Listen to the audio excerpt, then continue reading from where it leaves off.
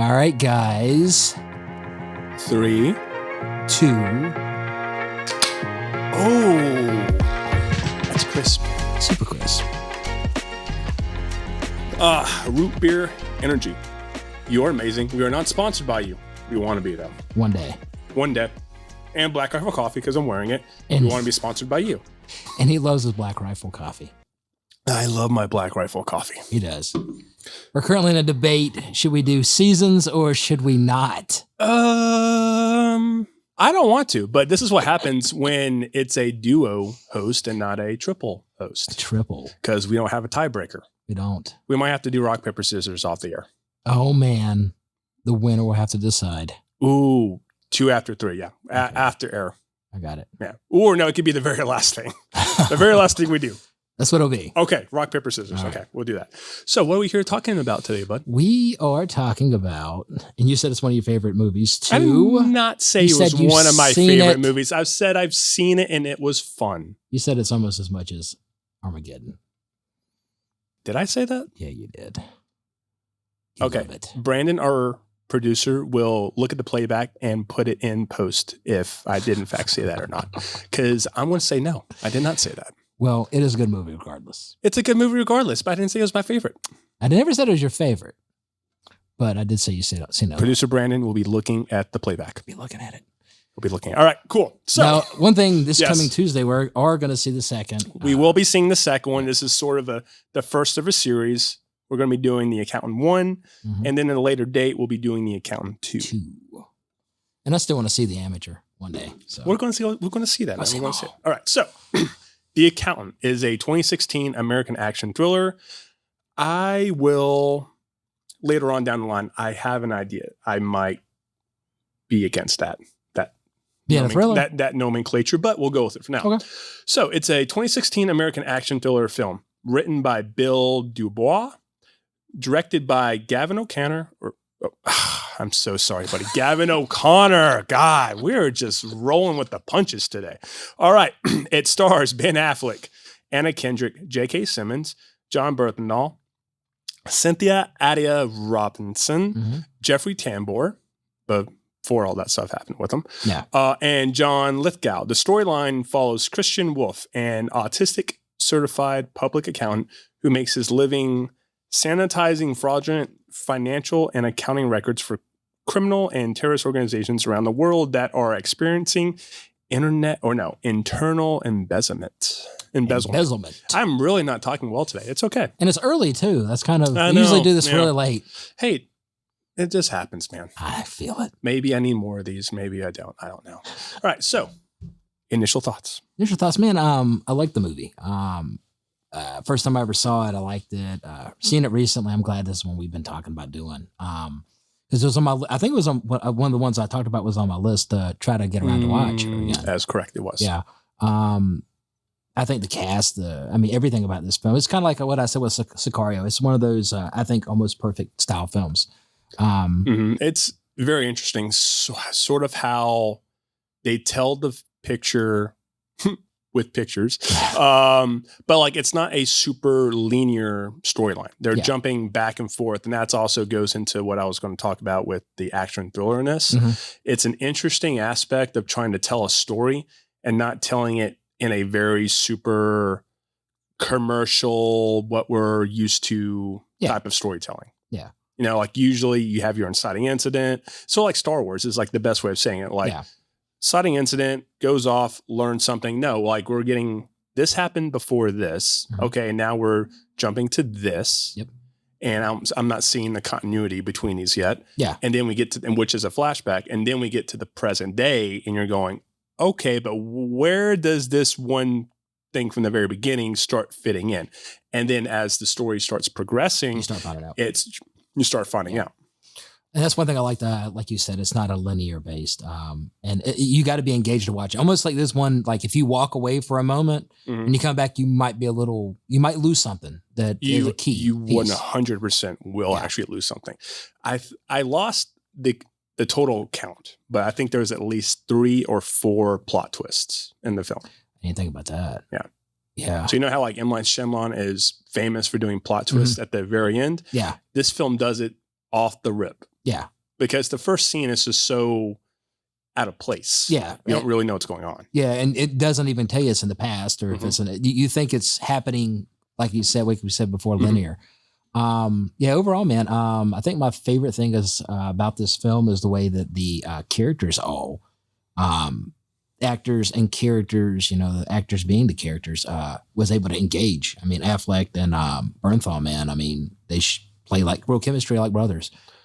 Well, what I love about it is well, I mean, like if you're really good at watching movies and being that type of person can figure something out as you're watching it, you'll understand that they're brothers, especially when it gets closer to the end. First time watching it, I didn't actually think that. I didn't either. It just didn't hit me. So I was like, okay, so Bernthal is like the bad guy in this. Okay, cool. He could be a cool little foil. And then that's one of the last major plot twists. Yeah. That's the first to next last plot twist. And another thing, like the guy in the prison that's kind of like they're playing Jeffrey Tambor. Yeah. You know, I thought that when he's talk about son and stuff, I thought somehow this, you know, Colonel became this. Oh, I thought there was both in like Leavenworth or something. There was both in like a military prison at that point. I didn't put it together that you know, until later on. I figured that became the character later on, that, you know, he's just older. You know, I didn't, or in my mind, I guess when that happened to him, maybe I also thought maybe he found his real father and he ended up in prison. It was just one of those things that confused me until I saw the scene later on where it's like, okay, now I know why he ended up in jail.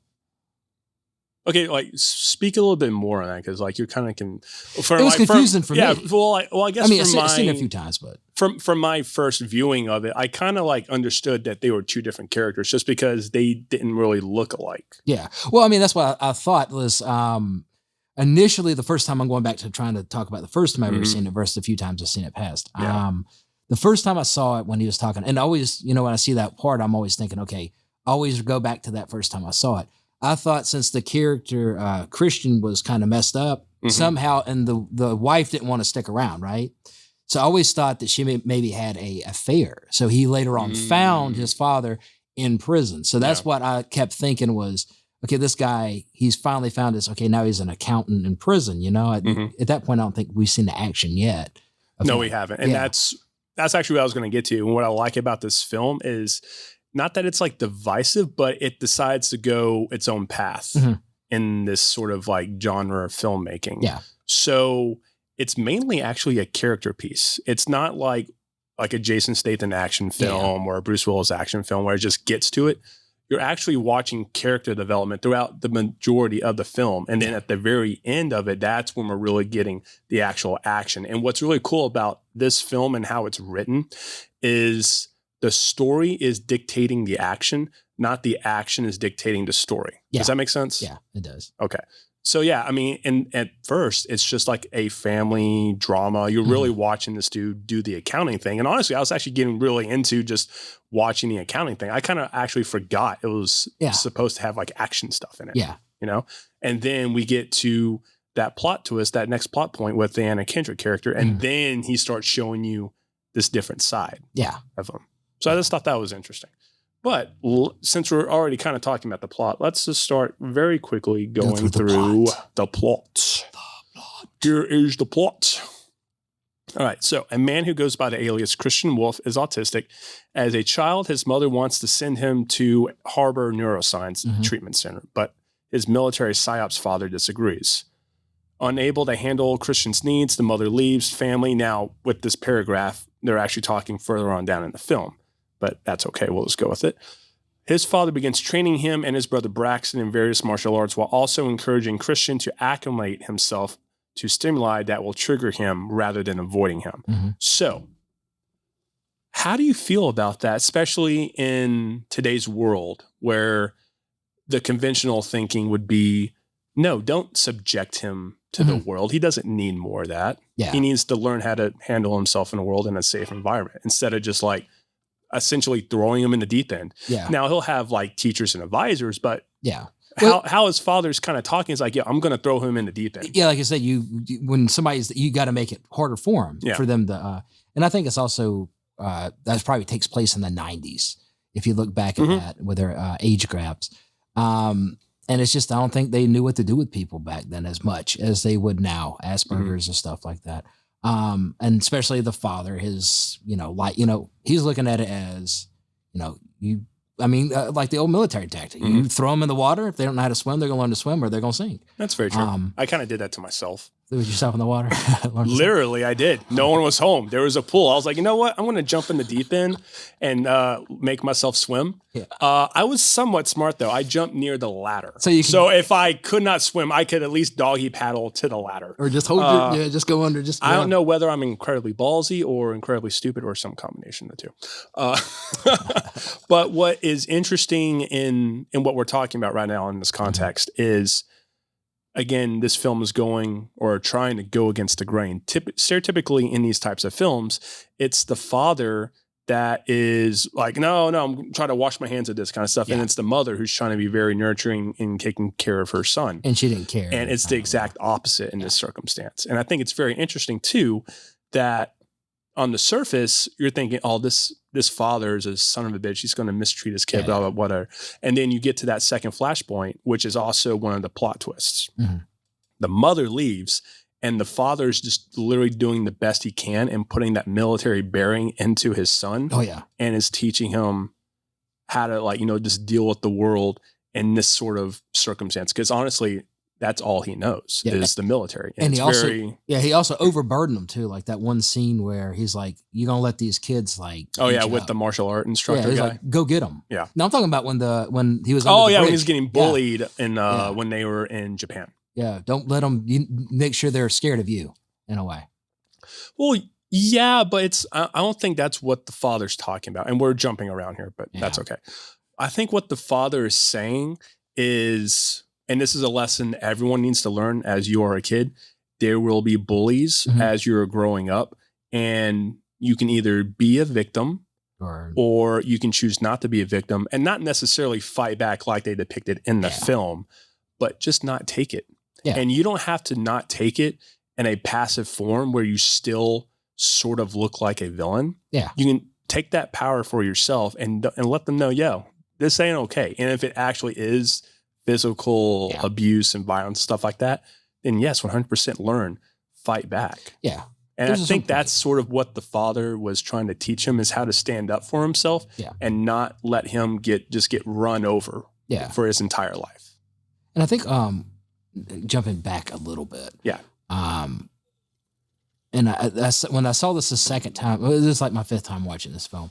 When he's putting the puzzle together backwards, upside down, and I think it's Muhammad Ali. It was Muhammad Ali, yeah. And for me, it played off that, early on you start watching this guy's going to be a fighter. If you really look at that point, Muhammad Ali being especially, I guess they're playing off also maybe the Alzheimer's and all that he showed, I guess, progressing. I think that, one thing I didn't get is it's like a children's home. I don't know why they'd have Muhammad Ali. It'd be like usually like Winnie the Pooh or something. But I don't know. I liked it that they pulled it. They was putting the last piece in. I thought it was pretty cool symbology right there. And then the kid freaking out the whole time. It kind of shows you what's. And I love how he started dealing with that. Radio on loud. I thought that was a very interesting way of having to deal with it. Yeah. But what's also really fun about that scene that you just mentioned is, he's building that puzzle, but he's building it backwards. Now, what's the symbolism behind that? The symbolism behind that is he is super smart because he has symboled this puzzle upside down. Yeah. He can find the cracks and that's also, I think, what makes him so good, he can find the little numbers within the numbers. Exactly. So, all right, let's move on. So now okay, cool. We'll continue. as an adult, Christian acts as a forensic accountant with criminal organizations. Yeah. Uncooking, in quotation marks. Yeah. Their financial records to uncover thefts. He operates a small accounting office in Illinois that serves as a front for his laundering business. He assists a farmer and his wife with their tax problems and is seen living a regimented life in suburban property. His criminal contacts contact him via an unnamed woman who also organizes his business, identities, and life. Christian is then hired to audit a company called Living Robotics after the CEOs, Lamar Blackburn and his sister Rita, learn of an accountant irregularity. They assign in-house accountant Dana Cummings, That's an interesting name. Who discovered the issue to assist Christian. Okay.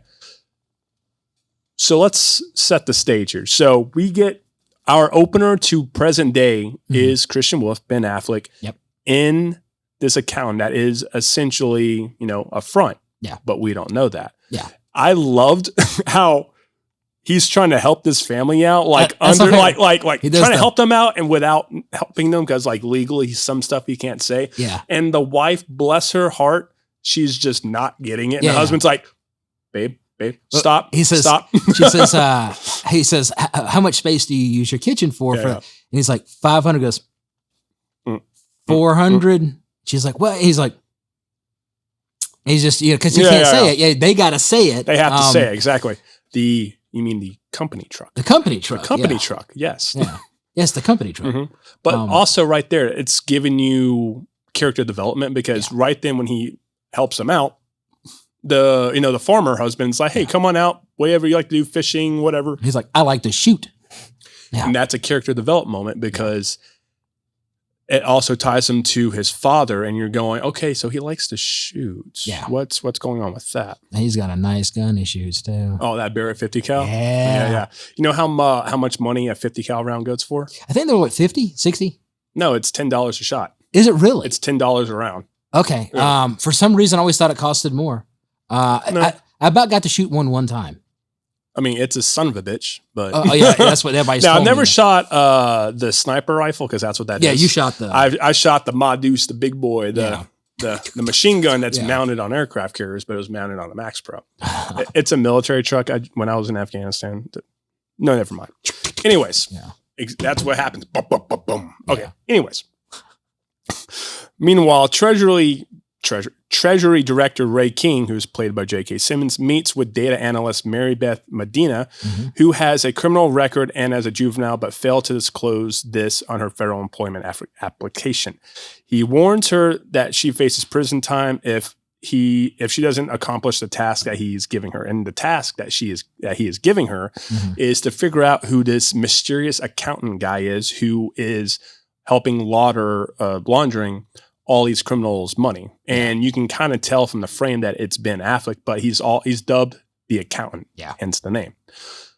So I thought it was interesting. And this is what I go back to the plot and a different way of trying to do a genre film is you're seeing different plot points, but it's almost as if they wrote like a TV show into a 2-hour movie because you have all these various plot threads going on. You do. And I thought that was just very interesting. Now, we can get to where Ben Affleck goes back to the living robotics. Well, let me ask you real quick. Yeah, go for it. Do you think maybe, what was her name, Medina? Yes, Medina. Okay. Do you think she was in a way pre-selected? 100%. Okay. I want to make sure we're on the same point. 100%, yeah. Because it's almost like he knew he needed to pass the torch on to somebody that would be willing to, color outside the lines. Well, I think he sort of like sets it up in that scene why he chooses her is she's an analyst. So she's super smart. She won't get promoted because she knows it would, yeah. Exactly. But however, she does have a criminal past that she tried to cover up. So what does that say? She also likes to play within the lines. Yeah, she does. And so she also has sort of a checkered past, just like he does. We find out later on in the film, but to a different shade. Yeah. Does that make sense? Yeah. So I think he's seeing similarities in her, in him. Yeah, I agree. 100%. Yeah. That and it's almost like the exact opposites because when he starts doing the plot reveal and just regurgitating everything that we're finally being told when they go to his Ben Affleck's house later on in the film. Yeah. You find out that he was a terrible agent, but a great father. Yeah. Medina, terrible civilian, whatever. Yeah. But great agent. Yeah. So they're polar opposites. Yeah. And that's why he thinks she would be a great fit for this. Do you think he would have killed Simmons if he said he was a bad father? 100%. Oh, yeah. Me too. 100%. Yeah. And that's also why he didn't do that, though, is because he is so tied. His identity is really tied to his father because that is his support system. Oh, yeah. And you can tell he went pretty rocky when he died. Mm-hmm. Yeah. I mean, in a sense, like he really didn't, but Jeffrey Tambor, the money launderer guy when he was in prison, Yeah. like Jeffrey Tambor actually calls him son in the film. Yeah. So in a sense, he might have found a surrogate father Mhm. because they also are talking about they only congregated with themselves. They didn't talk to anybody else. It was just them Yeah. in jail. And As also, yeah. that's what also set him off so bad. I think he lost his. Mhm. Then he gets in there and he finds kind of the opposite. Somebody that's not like wanting to push him to a limits or get him hurt in a way for their own benefit. It's somebody that's looking at him like you're smart, looking at him a different Mhm. way than his father did. And I think that's why when all this stuff happened to the Tambler character, he went, I'm going to get them all. Well, again, I'm going to slightly disagree. Nah. I'm sorry, buddy. I'm sorry.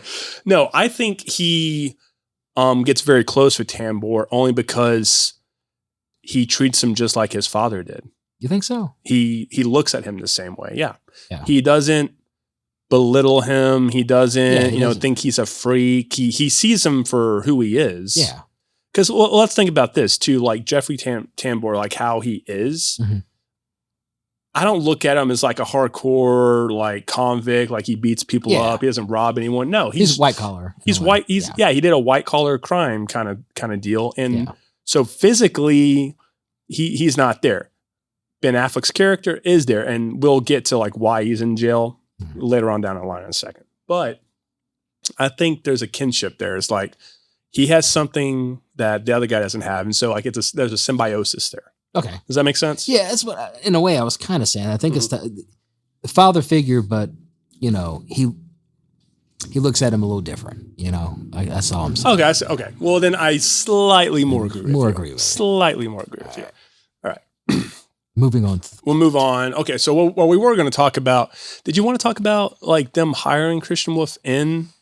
That was still In the confusing to me because it's like, why would you hire somebody that's literally gonna set everything apart? I mean, Well, so that's what you find out later on in the film that they didn't realize that. So yeah, Anna Kendrick, Dana Cummings, she did all that on her own. She Yeah. accidentally found some accounting error and she reported it. Yeah. And per federal laws, if you report that, then the CEO and all them have to report that, and then they have to hire someone to look at their books and all that stuff. So Yeah. that's kind of what happened. yeah, and they hired the wrong person Well, in a way. yes and no. Yeah. Yes and no.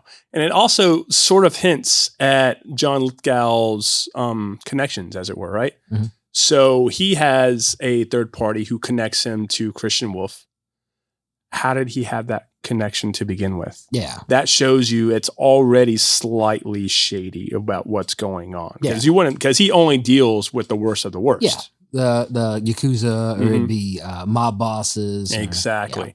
Even though Ben Affleck's handler is saying, hey, take like this simple job. It's not like super bad guy criminals. Just do it, Mhm. do it anyways.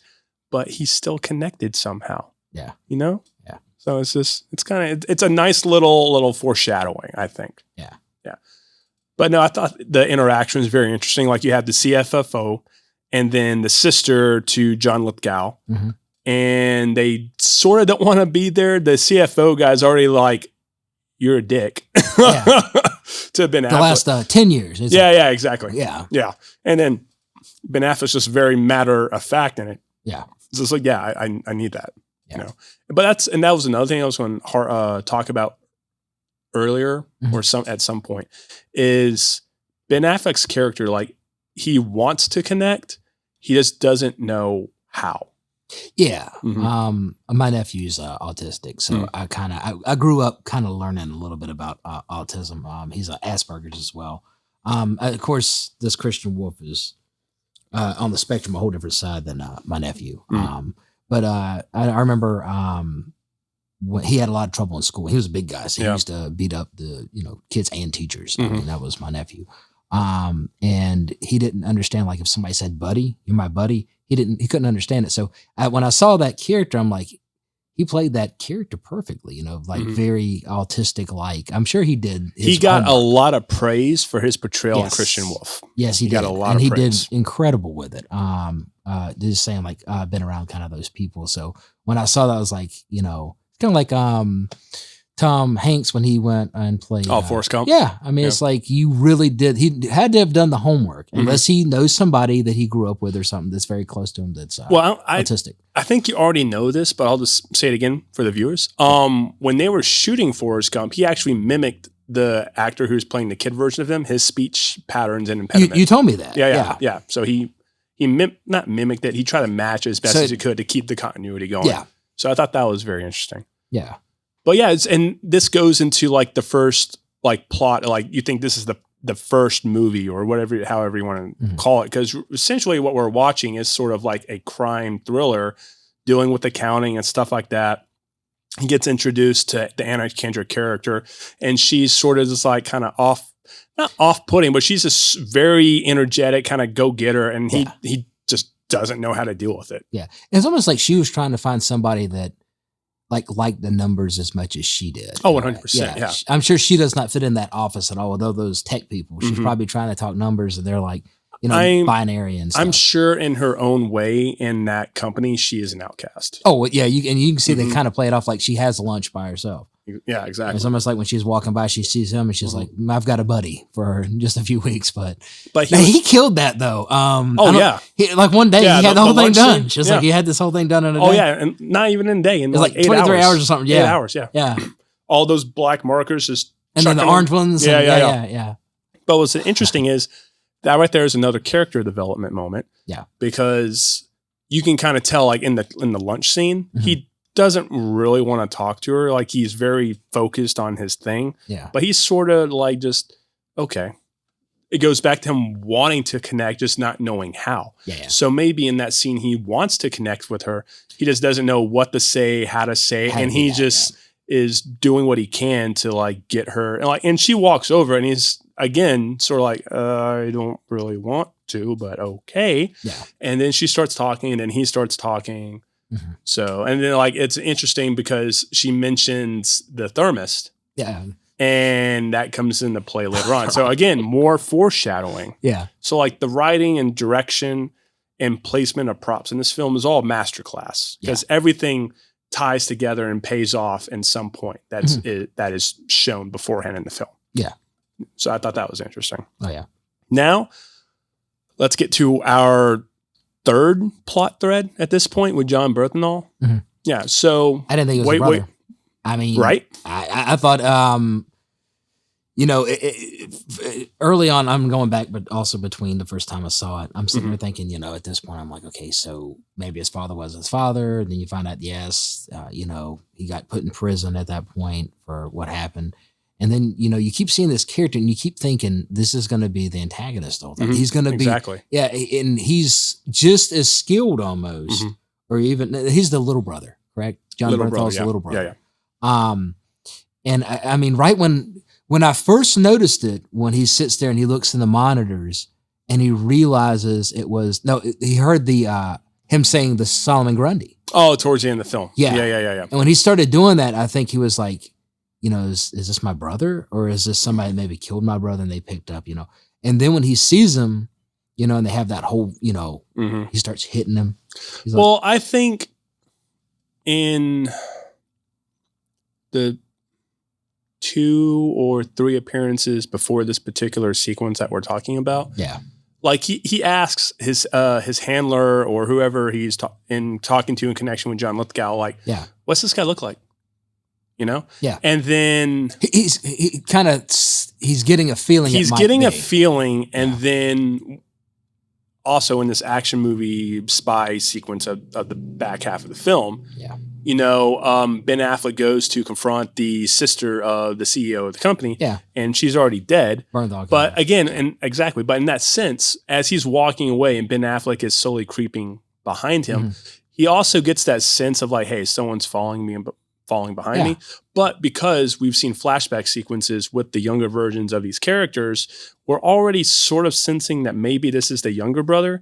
And with his performance, because when you're really close with someone and you spend a lot of time with them, you understand their vibe, their space and in time and space. Like you could, like, they could be standing next to you and you could be blindfolded and you could still know that's probably them. Yeah. just because of that sense memory, that sense feeling in the air. Small little pieces. Exactly. That you get over time. And when he looks back, I think, yes, he sees a danger. That's why he pulls his gun and shoots. Yeah. But maybe for a second there, he's like, well, maybe that's my brother.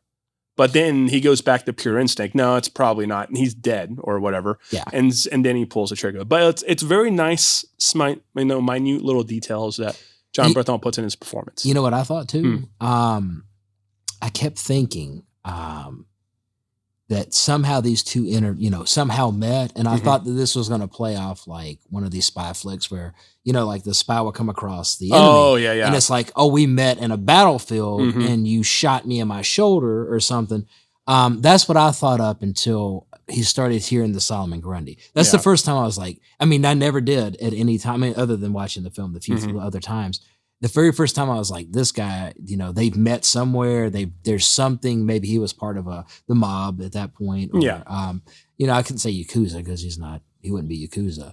Would not be Yakuza. Yeah, he maybe like he was, somehow when he was walking, is when he looked over. I thought maybe that's foreshadowing this guy. These two have fought or something before and survived. Yeah. But I mean, I love the way when you play out something that good and then you finally realize at the end they're connected. You're like, okay, that's killer writing. That's two killer characters too. Well, it's killer writing, but also it's sort of a masterclass in acting. Yeah. So like when I go to my acting classes, I'm told to play the script, as written, but also try to put a little ambiguity to it that keeps the audience guessing. And I always try to do that, whether it's a biopic, a horror film, a sci-fi thing, whatever it is. I always try to put that ambiguity to it. And so it's also sort of like an Easter egg. So you can, when you rewatch the film, if you rewatch the film, you can be like, oh, so that little thing ties to this little thing that really gives it away towards the end. No, and I think people appreciate that. I love it. And one thing me and you always talked about on talking about films, I love watching a film a few times and you start seeing things different. Once you see, it's like when you see the wall so many times, you start really seeing the cracks. Yeah. Yeah. And I love the little pieces that every time I think I've seen this film, I've seen it like 5 times. It's like I always see something a little different. Like this time, like last time I called it out, when he's in the fight scene after he takes out the truck. When they're fighting, you can see the body pack. I think it's just one of the things the stunt guys or something couldn't get around.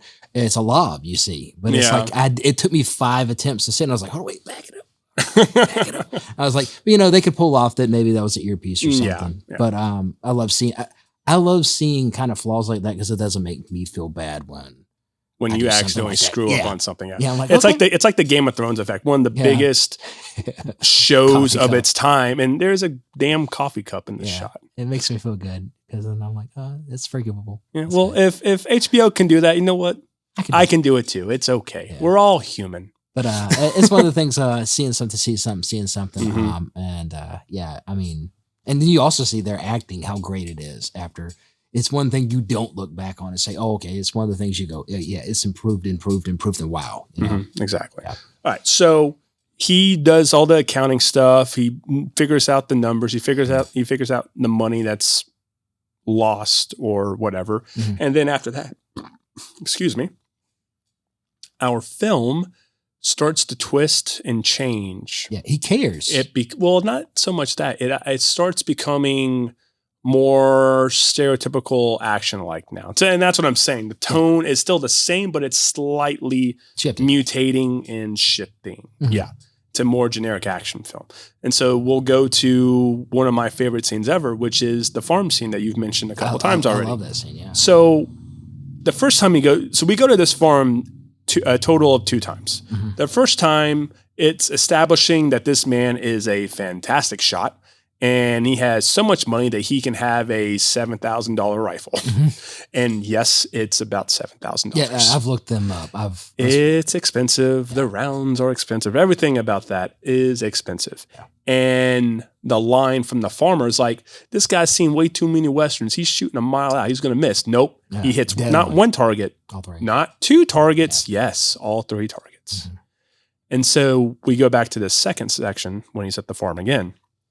and he is about to do it. However, that's when assassins show up and they're going to take him out. Mhm. And what happens? He actually ends up taking them out Yeah. very brutally.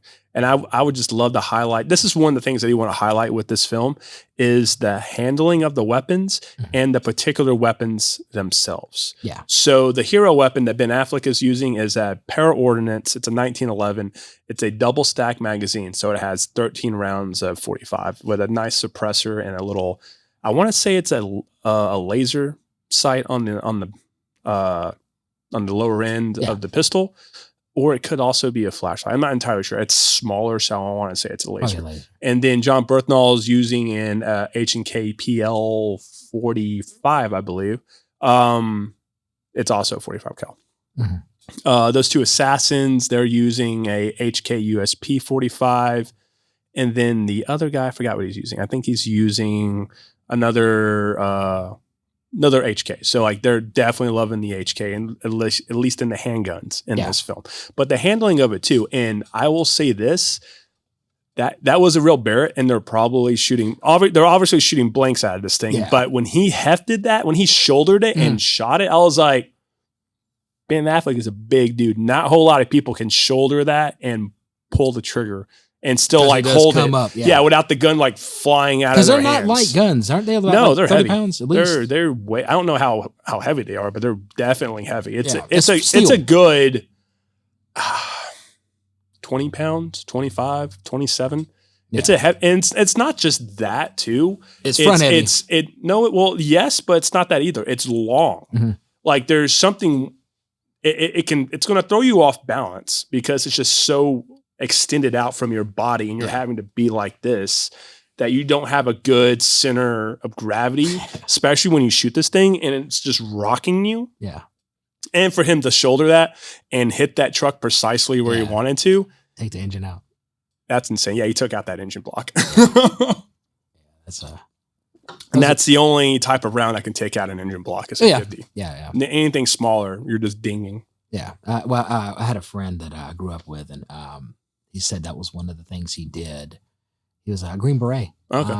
And that's one of the things he used to tell us is that they would take out the engine blocks Mhm. with the 50 caliber. And never knew what that was until I grew up, and I was like, that is a beast of a weapon, and I've always wanted to shoot one. So Well, they correctly identified it later on in the film as a anti-material weapon because that's what it is. take stuff out. It takes things out, not just people, but things. Things. All right, so we'll move on. Okay, what section do you want to tackle next in this film?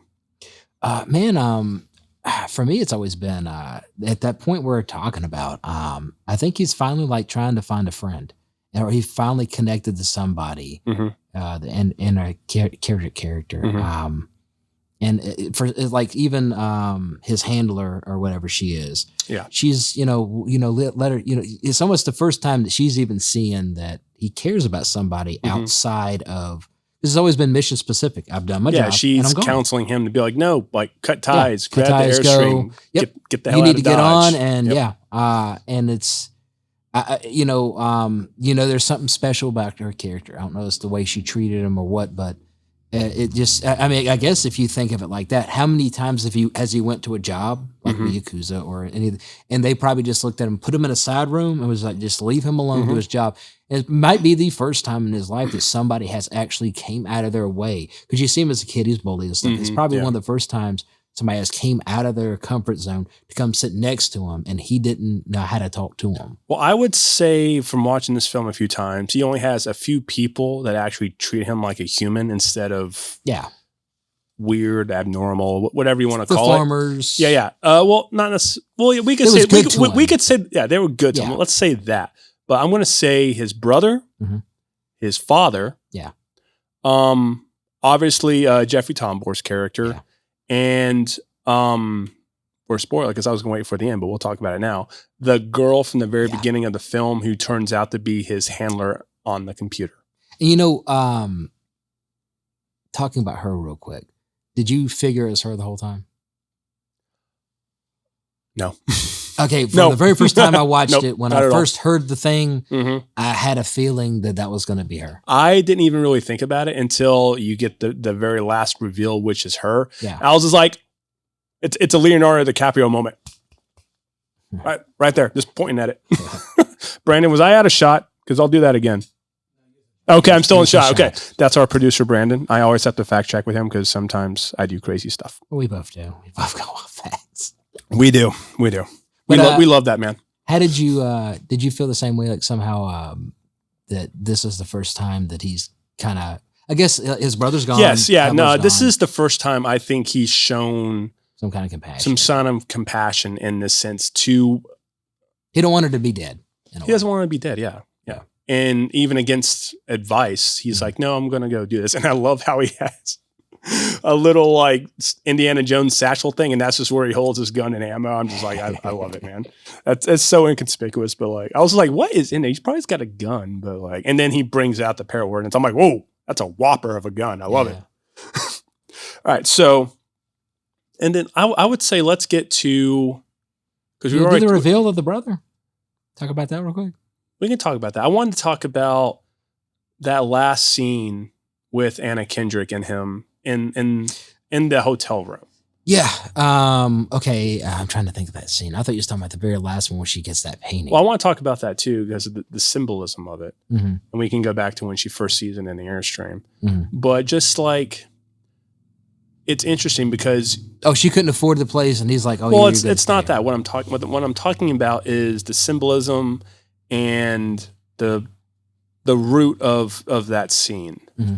Is this is someone he's showing true care for. She's actually into the same stuff that he's into. Yeah, he's into numbers, and she is too. Yeah. So you're seeing this connection, and you're seeing this chemistry and this relationship possibly build because he keeps like cutting her off because he figures out what she's trying to say. And she's like, stop right there. But she doesn't do it in like a stop, I'm talking. She does in sort of a playful, like, hey, hang on there. Yeah. You know, kind of like girlfriendy vibe. Yeah.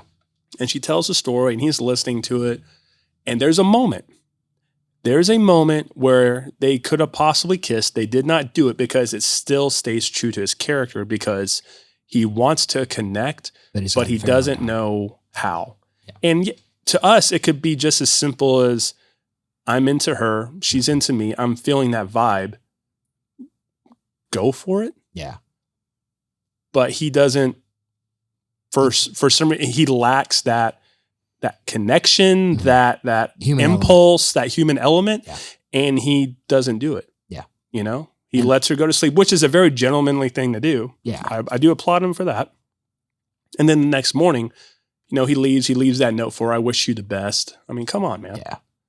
And like as he's shutting that door, it's almost closing, and then he stops right there and looks at her for a half a fraction second longer. Yeah, it's almost like, will he ever see her again? Exactly. Yeah. He's everybody he's known mm-hmm. has either died or just like he said, his brother got gone. Yeah. So I think when he's looking that one time, he's like, this is one more person I've connected to. Am I going to go die? Yeah. Or, you know, is she going to leave and I'm never going to see her again? Well, and it also goes back to the ambiguity of the performance, mm-hmm.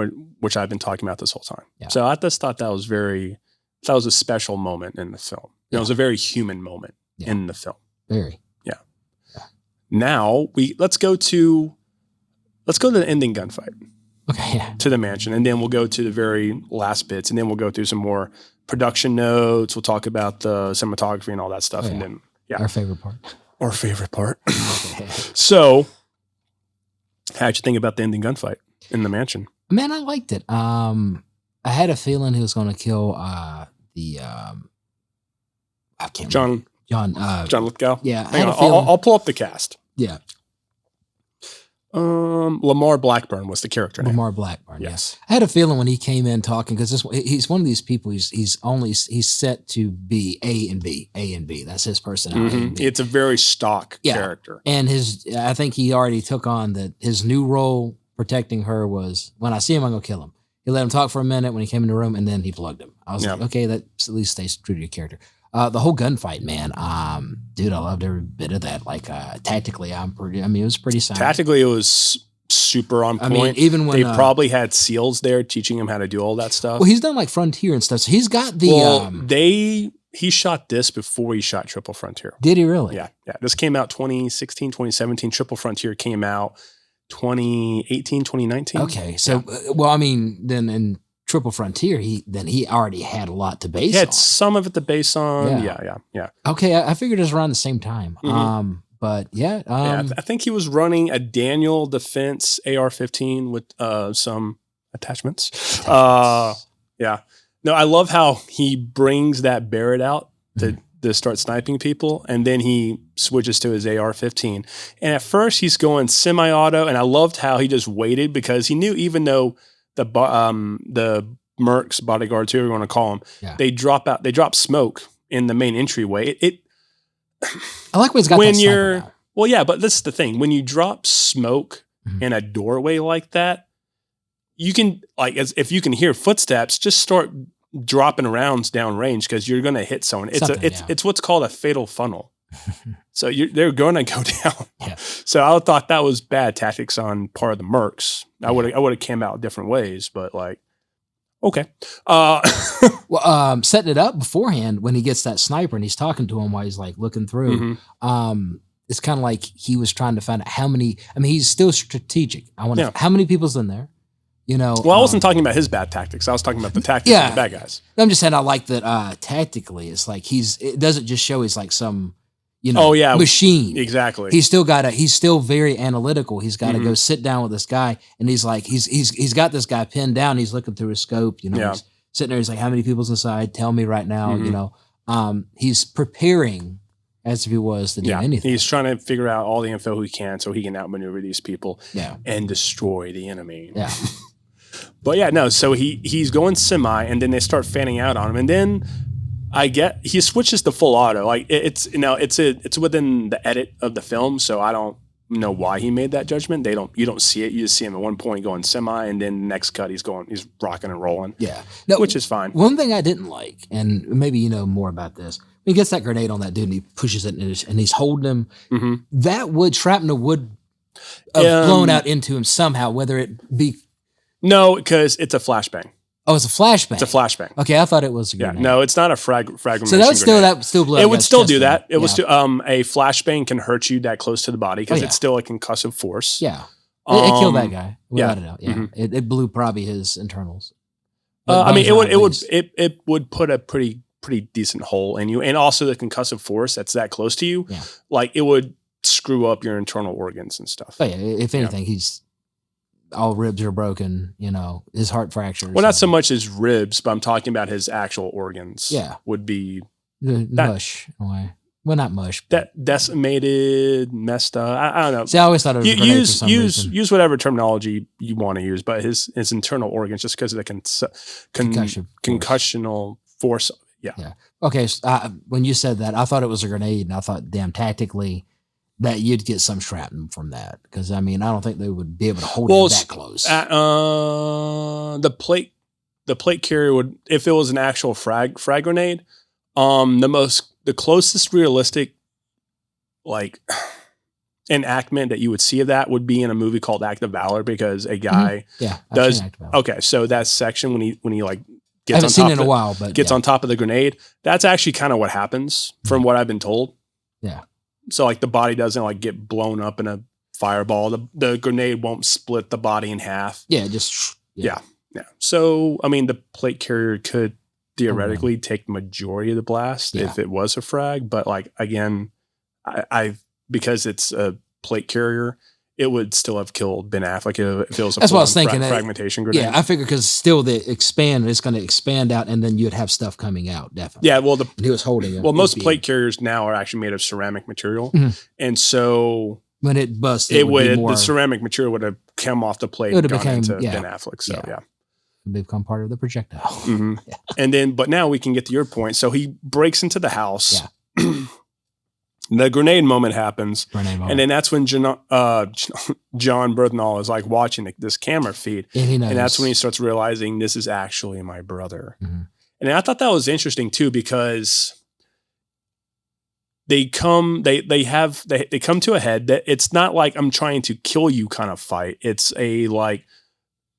it's two brothers having an argument, having a fight, having a ballroom fight. And you got John Lithgow just in the rafters, essentially just watching this go on, just being like, what is happening? Because I don't know they know each other, they're brothers. And then once the fight's done, goes out there and on his monologue and then takes him out.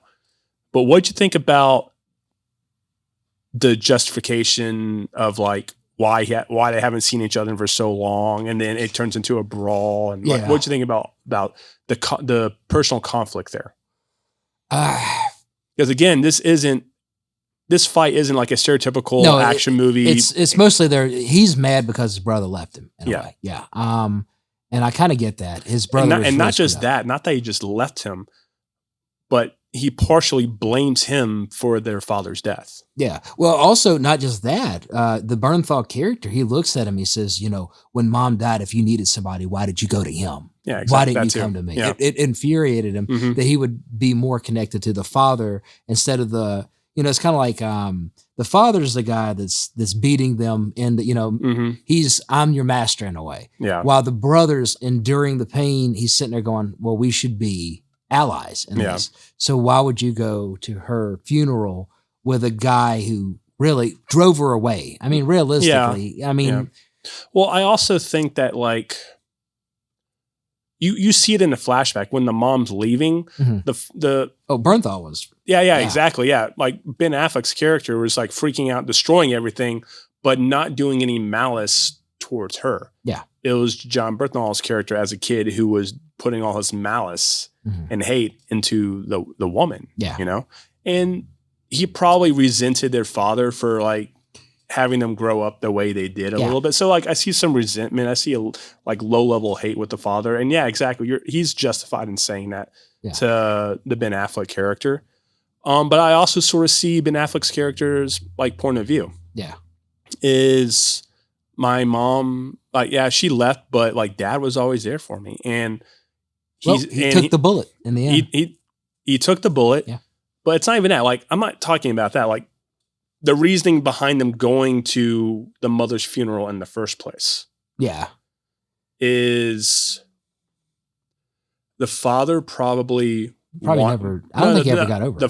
He never got over her. Yeah. That's the thing. He never got over her. Yeah. He wanted to be there, even though she had basically had a completely new life. And I kind of like, they don't talk about it at all, but I kind of could like imagine the mother is saying, I have this type of family. I want nothing to do with them. No. So like the new father and the new sons know about them, but also want them to not be around. Yeah, I hated because the mother didn't want them around to begin with. Yeah. And so that's where that conflict comes.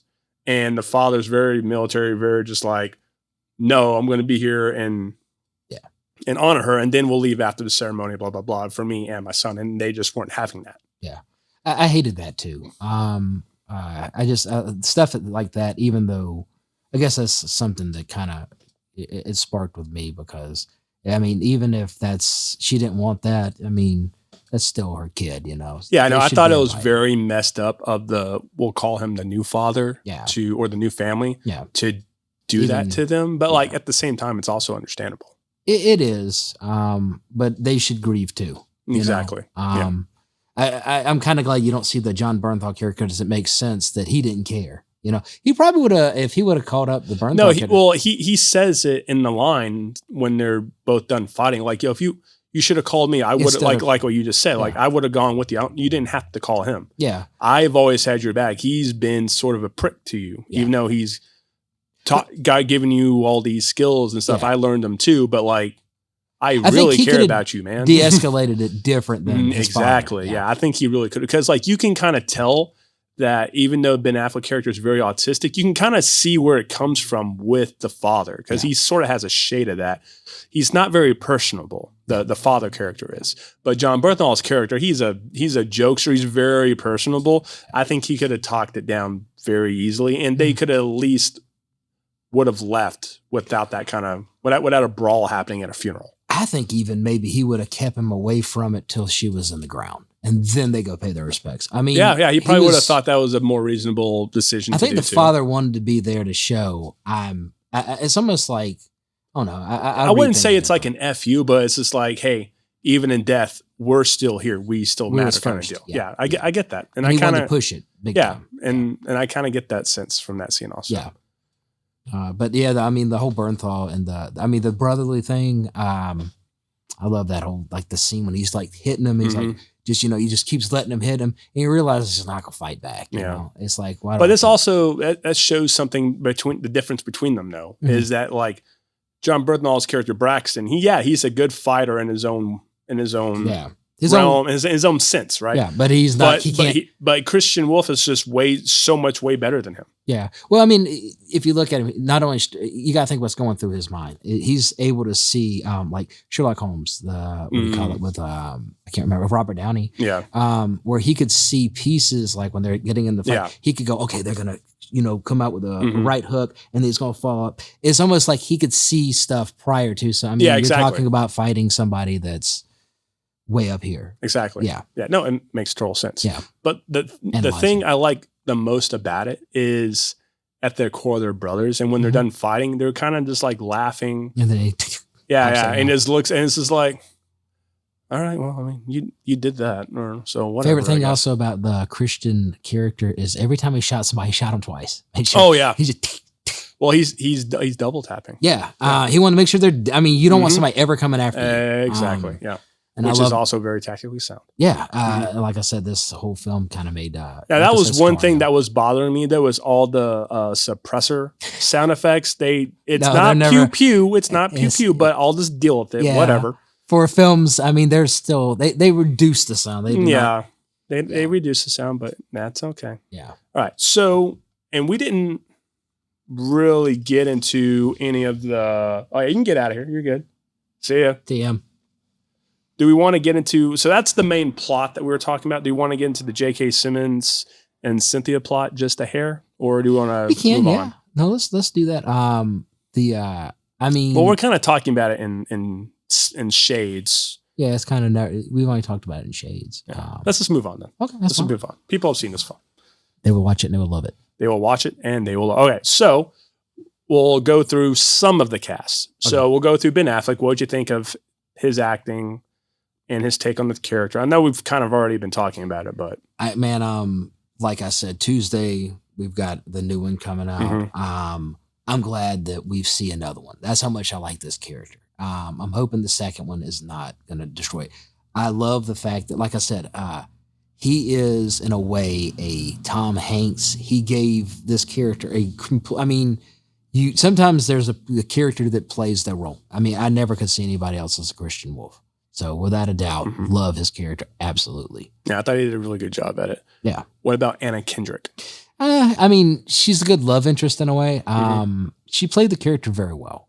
You know, the analytics. She plays like what do you call it? I was saying about the girl in Prey. She's very good with her yeah, facial yeah. expressions. She can Mhm. sell a scene with, the surprise. I mean, she was okay. I liked her character. Let me just put it that way. I wasn't like 100% sold. I mean, I liked her. I almost have seen her as the agent almost. Ooh, let's get into that character then. So let's go with Medina. So what Medina. did we think of Cynthia Addie Robinson? This is also the same actress who was in the back half of Spartacus. Mhm. She's also in Rings of Power. She's been in a lot of stuff. Yeah, I forgot she's in Rings of Power. And I mean, she's good. Mhm. Really pretty too. I mean, you guys said that. Yeah. She's she's a sound actress. For her character, man. It's weird because She's got with her character and like where she is positioned, especially with J.K. Simmons, again, it goes back to like that TV thing I said. It sounds like they're setting up a universe, a second movie. It sounds like they're setting up honestly a TV show, and this film is just Yeah. a pilot. It almost feels like, or it's like a friend of mine we was talking about just recently. He was like, "Oh, I want to do a series. I want to do a series. I want to do a series." And Jackie's talking about movie. And like I told people, I was like, Animal Kingdom was a good movie. It was you ever seen Animal Kingdom? I've seen the show, but I haven't seen them film. The original film. It's got some big actors in it, but Yeah. I think it filmed in Australia. Yeah, it's an Australian project. I know that. And it kind of stays the series though expands this whole universe Mhm. of this Smurf character.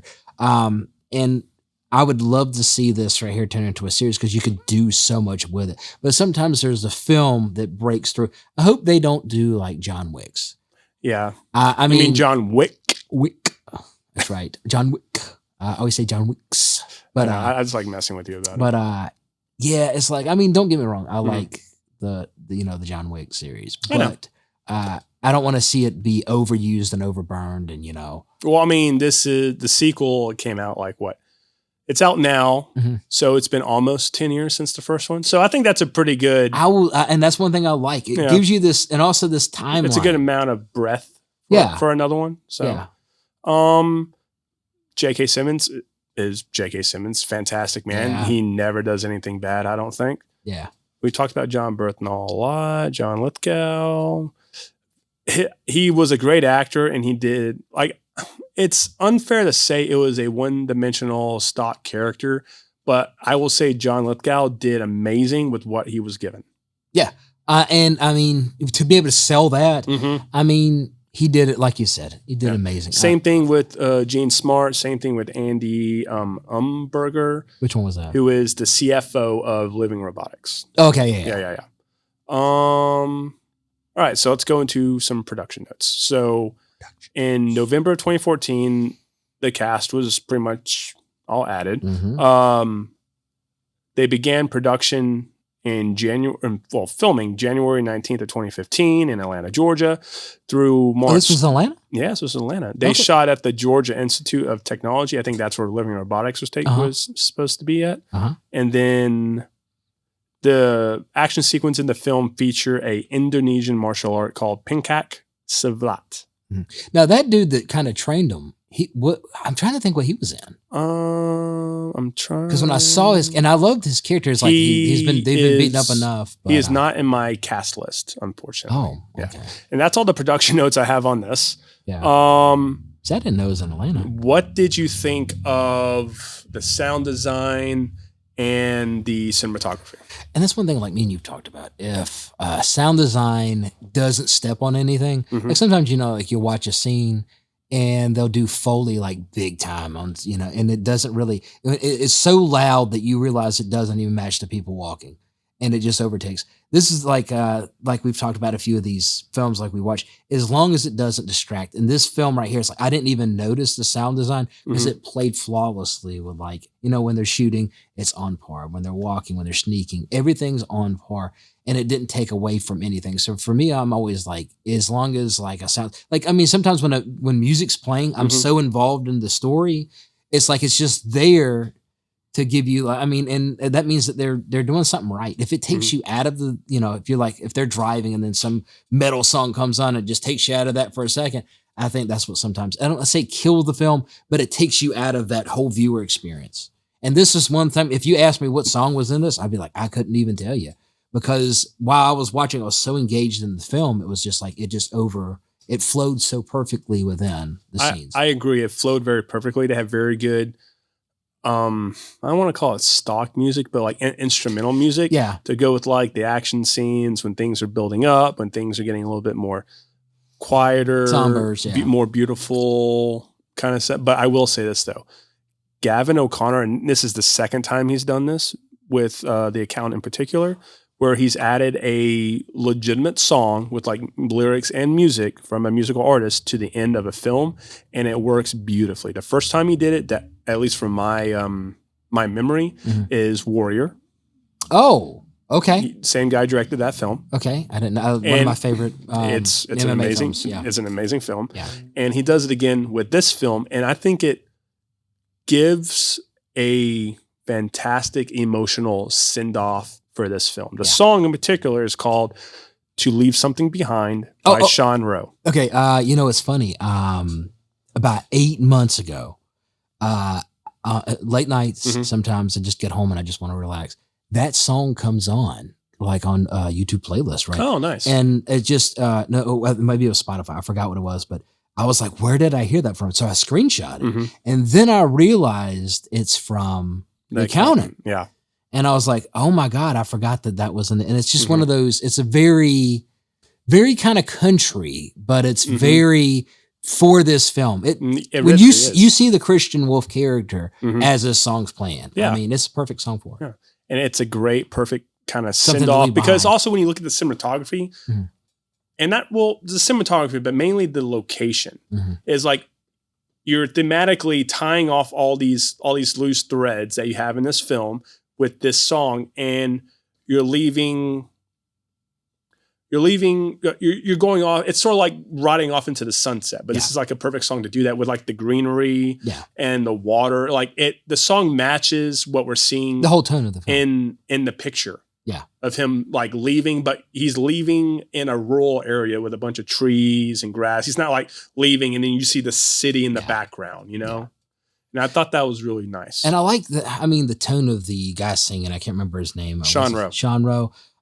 It just, when you hear it's very raspy. And I was going to say that it's not like Ariana Grande song. It's not like you're going to hear these different octaves. You hear this very bold, rustic, and when you hear that kind of rustic sound, it's our Christian Wolf. You know, it's this very white and black character. And in a sense, I think we might be able to sum up this episode of the podcast with 2 words: rugged and beautiful. Yeah, I'll give you that. That's what that song gives me. Those are the words that come to mind. Yeah. Yeah. I was going to say. Yeah, go for it. You always say, no doubt, no doubt. Or there's something I always say.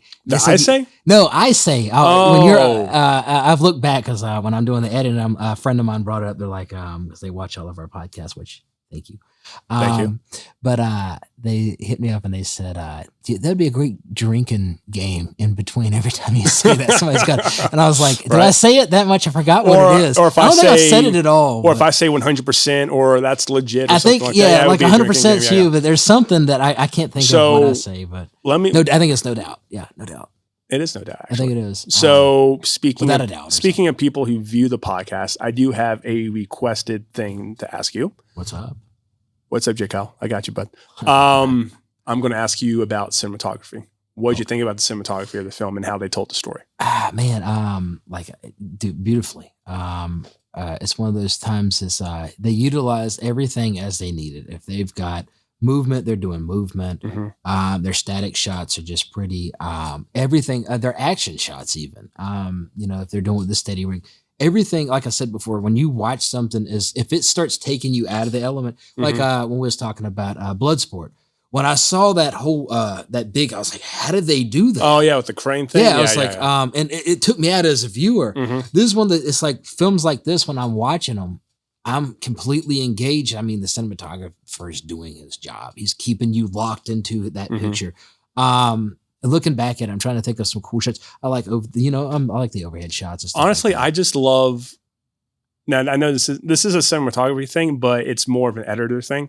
I love how they stitched the whole film together, and they didn't make it like things are jumping around, and like you're actually having to pay attention. This isn't a film where like you could be on your phone and scroll a little bit and go back up to it. Like if you've never seen it before, you're doing that, you go, oh crap, I got to rewind. What happened? Yeah. Exactly. And that's one thing, like I said, this is one of the films, if you walk away, like I love like that I didn't see this in the theater because I can pause it. I got to go pee or something. Same. I didn't either. I mean, it's just one of those things. If I came back and then you realize, I mean, if you miss that scene with the father, like at the funeral, you don't realize at the end, how did he, who is, it would have confused me the whole time. Yeah. Then he'd be talking about, oh yeah. I'd be like, well, was his father the guy in the prison or was his father? It would have confused me as a viewer. I love how with the cinematography, he sort of does the same thing. Visually, it matches the tone of Warrior in a way where the colors are muted. They're not super bright. It doesn't look very cartoony. This is a very grounded and gritty world. Yeah. And it's also weird too, because I think there might've been like some sunny days on set. I think they shot natural. But at the same time, because of how the lighting is in the camera, I don't remember if there were any sunny days. There might've been a sunny day when they did the lunch scene, but I think that's it. Everything else, I think it's overcast, it's cloudy, which is interesting too, because this is a story that's it's gloomy. It's shades of gray, man. It really is shades of gray. There's no black and whiteness to this film. There's no clear good guy, no clear bad. Well, besides John Lithgow. Yeah. But even then, when he was doing it, he actually cared about like his CFO and his wife. And that's why he fired Ben Affleck's character in the beginning of the film and like even paid him the rest of his required fee. Money, He's not like an actual bad guy. Like he has justifiable reasons. Yeah. That even when he found out his CFO, that he was like, man, we're planning a funeral today for him because he killed himself, you Mhm. know? Even though Um, he set that in motion because he yeah, tasked John Bernthal to do that. yeah. So, I mean, well, then again, maybe what I said was wrong, but like, there's still a lot of shades of gray to this film, I think. Well, I'm saying his character regretted. Oh, It's almost like he yeah. wanted to he would rather have been find out $63 million. It just got gone. Yeah. Instead of, Well, I think he does mention that, like, if Dana hadn't found that, the money would have been put back and no one would have been the wiser. yeah, yeah. Yeah, it's almost like he was having, I think that's why I had to take care. And you can tell, like, Mhm. I think he cared more about the CFO that he appointed than his Yeah. sister. And I think we should really highlight the night scenes, especially in that gunfight in the very end of the film, because lighting night scenes is And that's what I was going to tough. say. Very the difficult. cinematography in that, they've made it very natural. Anytime Mhm. you're in a hallway, you've got nice shadows to where they should be. Mhm. And then anytime they had those fighting scenes in the kitchen, everything felt like moonlight. Everything. Mhm. And it's one of the things, and I'm one of these guys, sometimes I'll go overboard. I'm not going to Yeah. lie. And I'll go, okay, I got to try to make this even more realistic. The cinematography into this whole thing, these guys literally looked and they went, let's try to keep it very, naturalistic in a way. Yeah. They probably used minimum lights as they could, pushed it where they needed, but everything, like you're talking about, this whole fight scene is like when they're in the hall, Mhm. the shadows play well. Everything, it doesn't feel like it's Doesn't look artificial. Yeah, it doesn't look to me. It doesn't look like what they were coining in the industry as day for night. Mhm. They shot in the daytime and then they just lowered everything so where it's nighttime, so the viewer can see everything, but you kind of just have to go with it. Yeah. But it gives like the sky and everything sort of a really dark blue kind of look. Yeah. And Moody. it's not. Yeah. Well, not even that. It just looks dark and blue. It Yeah. doesn't look just dark but natural. Yeah. So it's artificial in a way, but you kind of just have to suspend your suspension of disbelief and just go with it. And they didn't do that in this film. No. Yeah. Yeah, that's what I was saying. The cinematography, the lighting to picture Mhm. to camera movements, everything was Yeah. subpar. All right. So now we'll get to our favorite subject, favorite segment. Is there anything you would have done differently in this I'm film? going to disappoint you because this is one, just like I think I said with Sicario. When you got actors that are 100% into their believability and they are just killing it. Sometimes when a story comes together, I'm going to opt out like I've done before and say it's done perfect. I liked everything about it. From the beginning of, when you find out that it's the J.K. Simmons character walking in, Mhm. and then you find out he's got a second chance, all the way up to leading into the point that he's there to kill the people that killed the His adopted. Jeffrey Tambor. Yeah, his character. And then you go into that girl giving him the the one piece. You start everything from start to finish in this film, I think, was done perfectly. I wouldn't do anything different. What about you? Honestly, like I watch it over and over again. I mean, there could be things you could do to make the film better and more coherent. Yeah. But like you might lose the essence of what you're trying to do. Yeah. So with that said, like there's really nothing I would change. Yeah. To it. So this is another one we kind of think is just done right. yes, done correctly.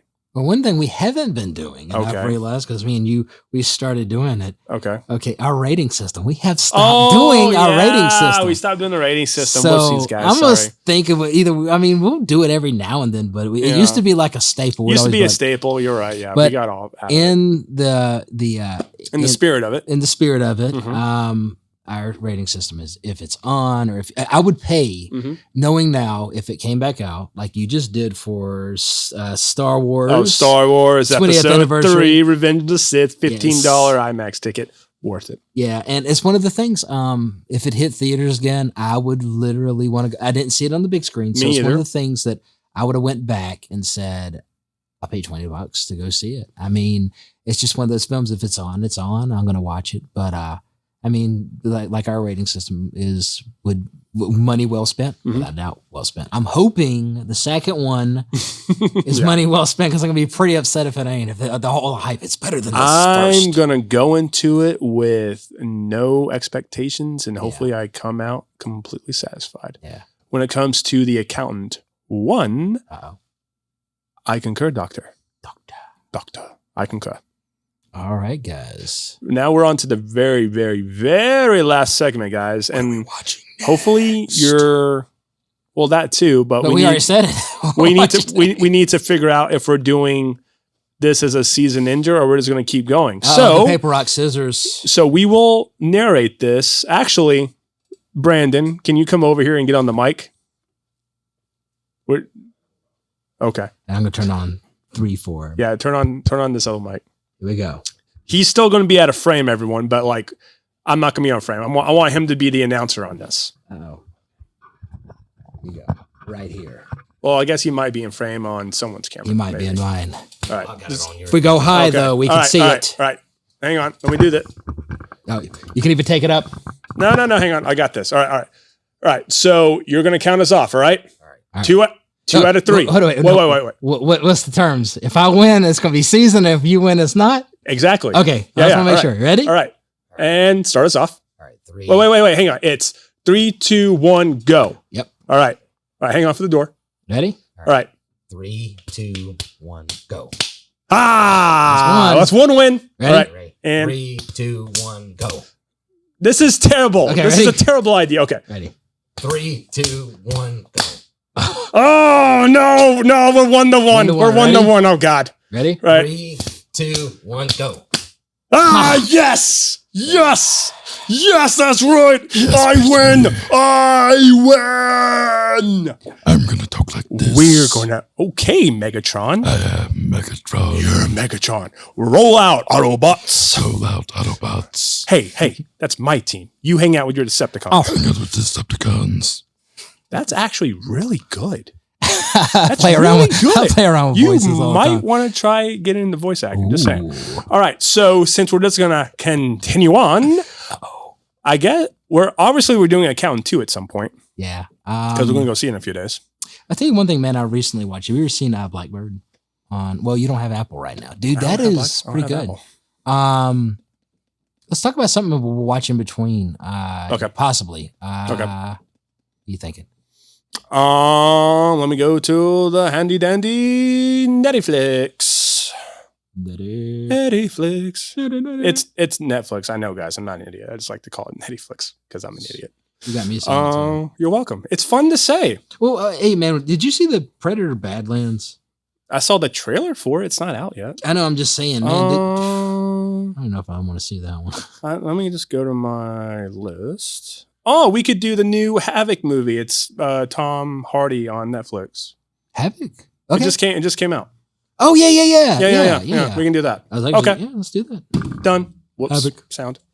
All right, so we're doing Havoc next episode, starring Tom Hardy. You ready? And we are out. Until next time, guys. Bye bye.